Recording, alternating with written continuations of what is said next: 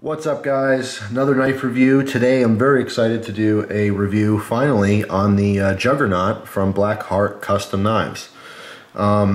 This is an amazing knife. I did a video recently with this knife chopping a shoe with some chicken in it in half, and it's amazing. There's such a powerful feeling when doing stuff like that. I don't know how many people watching this video has ever chopped a sneaker in half stuffed with chicken.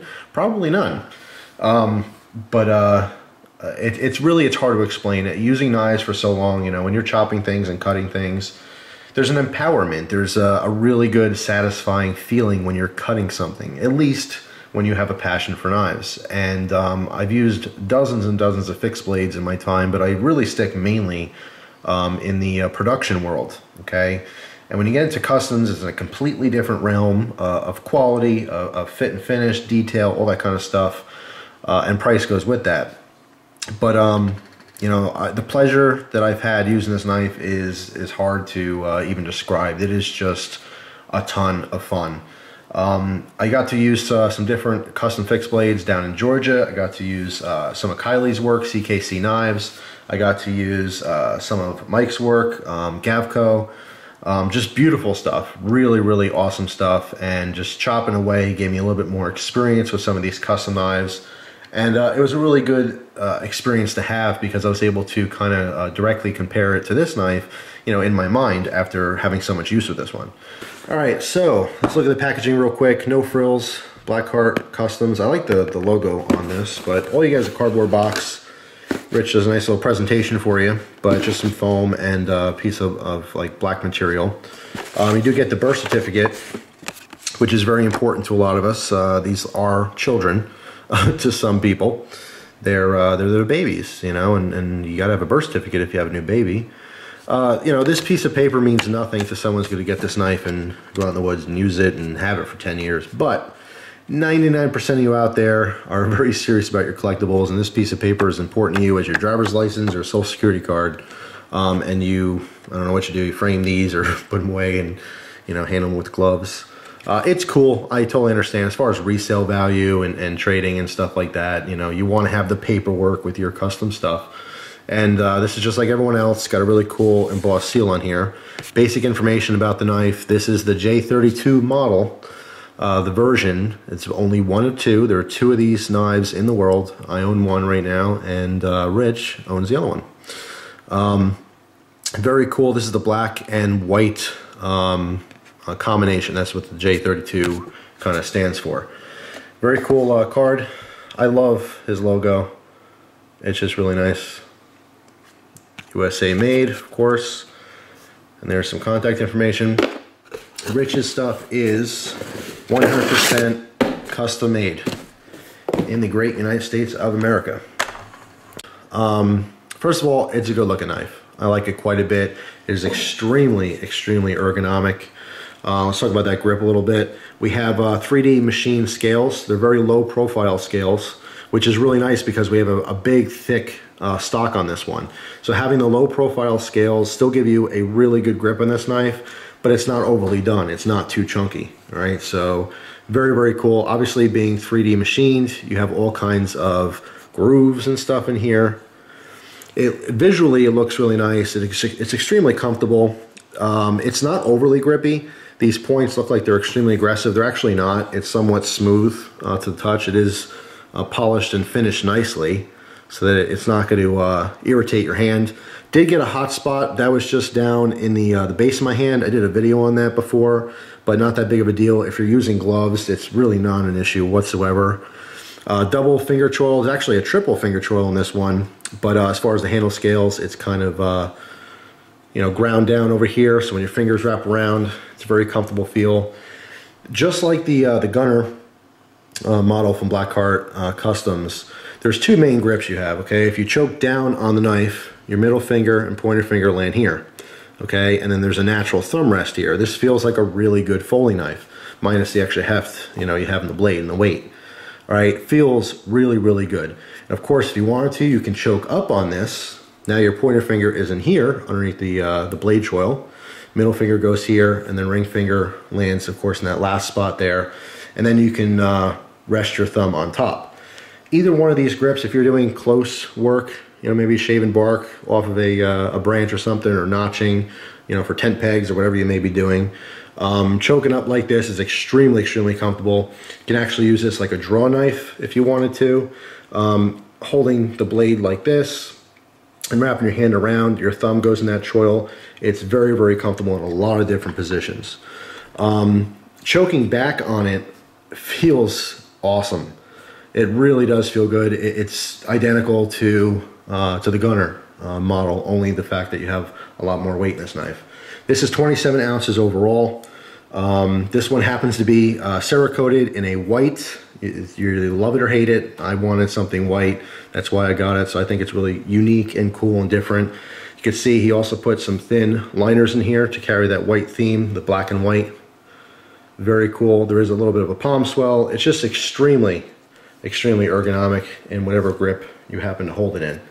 Most of the time, because this is a big knife, you're going to be doing a lot of chopping, okay? It's very well balanced when you're choking up on it, You really feel it when you're chopping. You could choke down to get a little bit more, swing in there, but I still like the feel of it when I'm choking up. It feels really good in the hand when you're chopping. You don't get much energy transferred to your hand. It doesn't sting your hand when you're hitting wood really hard. Very, very comfortable to use. What makes this knife really special, and it sets it apart a little bit, is the fact that Rich does these freehand. This is a freehand ground blade. Okay, it's a 0 convex grind. More specifically, a Hanzakuri design. Hopefully, I didn't butcher that. It's a Japanese grind. Hanzakuri is it's basically a convex as we know it. They're even convex angles on both sides.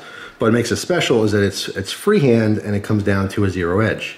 All right, so we have one thickness on the back, and it is a constant grind all the way down to the edge. There's no secondary bevel on this. This makes for an extremely, extremely sharp blade, a really, really well-performing fixed blade for chopping. It's absolutely phenomenal. The blade is 9.25 inches. It's an A2 tool steel. It's cryo quenched and triple tempered. Rockwell hardness is 60 on this. This knife performs like nothing else that I've ever had. I had a really, really good time, using some custom stuff from Gavco down in Georgia, and also CKC Knives. Kylie stuff was down there, and those things were beasts at chopping. And I have to say, I have a lot more experience with this knife as opposed to the ones I was using down there, but they're extremely, extremely similar. It's actually hard to tell. I'd have to have them side by side. It's hard to tell from memory which ones were better, but they all have phenomenal performance, and that's because of this design and this grind. That full convex 0 ground edge is like nothing else. It's hard to even explain the performance. You just have to get one in your hand and start using it to know what I'm talking about. Absolutely phenomenal. The only hits on this knife is, as far as design, the way it looks, the only thing I would change on this knife, because I think it is badass looking. I mean, it is just really, really nice. Very subtle angle change right here into the tip. Really nice, straight edge all the way up to about here. Then, of course, we have the nice constant curvature for a little bit of belly towards the front. It is adequately pointy, so when you need to stab or pry, not a problem whatsoever. I did a lot of prying with this tip, no deformation whatsoever. Just awesome, awesome performance. But as far as just visually, what I would have done with this is, instead of having the exposed tang come out here, I would have knocked this off and then drilled all the way through both scales and the tang for that lanyard hole, because there's a lanyard hole on here if you want. Not that big of a deal. It's flat here, I guess, in case you want to hammer with it. I don't know a whole lot of people that really do that. But visually, that's the only thing I would change with this, is maybe come in, even if you didn't change the angle of the butt of the knife, I would have just knocked this off and then put my hole through there. But that's just a personal preference as far as design. As far as performance, like I said, it's one of the best performing fixed blades I've ever used in my life, and that's saying a lot. I really have used tons and tons and tons of knives. Whether you're slicing cardboard or doing a paper cut test, or chopping a log in half, there's a satisfying feeling you get from that. And I have never had another fixed blade in my hands that made me feel as good, you know, using it as this one. It really is everything that I want in a fixed blade. The performance is just way above and beyond. I will talk about the sheath a little bit. I like the sheath design. It's very simple, obviously. Lots of eyelets. You can do all kinds of stuff. Even eyelets on the bottom, drainage hole. You can use these. Obviously, it's a very large fixed blade. You can use this for a wrap around your thigh to keep it from bopping around. It is set up here with a tech lock, which is very, very nice. All right, it should be standard, especially with the more expensive custom stuff. I really like that Rich does that on these. The only thing, again, it's a hit in the Gunner video review, and it's going to be a hit in this one. He uses red Loctite, which is, it's fine if you finally find that position you want, but the purpose of a tech lock is the ability to change it to whatever position you want. Using that red the red Loctite makes it very difficult for the user to remove that. So if you're going to be getting one of these things, request him to use something else. Use the blue Loctite, or send the piece separate, whatever.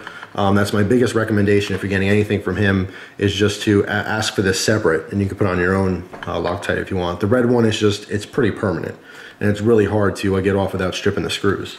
As far as the the fit on this, it's a loose fit. Okay, definitely could have been tighter. However, something to consider here is that most people are not going to mount this on something upside down. Okay, it's a very large, hefty, long fixed blade, so you're going to probably carry this on the waist or on a pack in this upright position. In that case, not only the tech lock positioning is perfect for this, but the looser fit on the Kydex isn't an issue so much because gravity is keeping the knife in the sheath. It's not going to fall out. Could it have been a little tighter? Yes. But for my purposes and for most people's purposes, it doesn't really matter, to be honest. Never got loose on me. That's the only way I carried this knife, was on my right side of my hip through my belt with the tech lock. Never had an issue with it falling out at all. So very cool with the sheath. Can do a couple adjustments there, but they're not really that big of a deal. That I can't stress enough though, that red Loctite, just make sure you request blue or something separate. Only because I wanted to play around with some different things, and I really couldn't, honestly. I didn't want to strip the screws out. I had a hard time with the Gunner one. But anyway, the price on these are 800 bucks. Now, before you say anything, you have to really consider what you're getting for $800. It's not for everyone. It certainly is not for everyone. If you really know your knives and you really have some experience with knives, you'll understand this pricing a little bit more. If you've been around knives for a long time in the knife industry, you'll understand this pricing a little bit more. The freehand ground blade on this is perfectly done. You're talking dozens and dozens of hours on each knife, okay? It's not, throw it together in 3 hours and then knock out, 20 in a day. It's not gonna happen. These knives take a very, very long time. And not only are you just paying for the materials, but you're paying for his time, his blood, sweat, and tears. And if you talk to any knife maker out there, they're going to tell you that they try to price their knives as low as they possibly can, but they have to make a living on it, right? And it has to be worth their time. But I want to give you a comparison. This knife at 800 bucks is a little bit pricey, but I talked to Rich, and Rich is a really nice guy. He was really cool, communicating with him and talking with him. He made me a beautiful pipe, which I'll do a video on in the future. I posted pictures on Instagram, if you want to check out my Instagram for that. But Rich gave me an awesome deal for you guys. If you're going to be buying anything from him, if you mention cutlerylover, use cutlerylover as like a discount code or whatever when you're talking to him, he'll knock off 15% of the price. 15% off this knife is $120. That makes the price of this Juggernaut 680 bucks.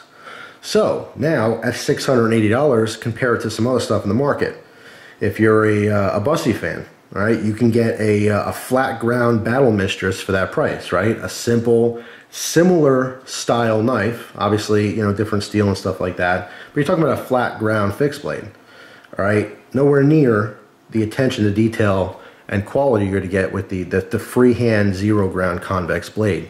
All right, I don't have a Battle Mistress to put these up head to head to each other, but I can make the safe assumption this one's going to perform better just based on the grind alone. All right. Now that's, you know, a bold statement. You really have to kind of get both in your hands to see for sure. But from the experience I've had, I can make that assumption. So the price is not really as ridiculous as people would think. Other knives, you know, you can get overseas. There's Japanese knives that are $2,000 and up with this same grind.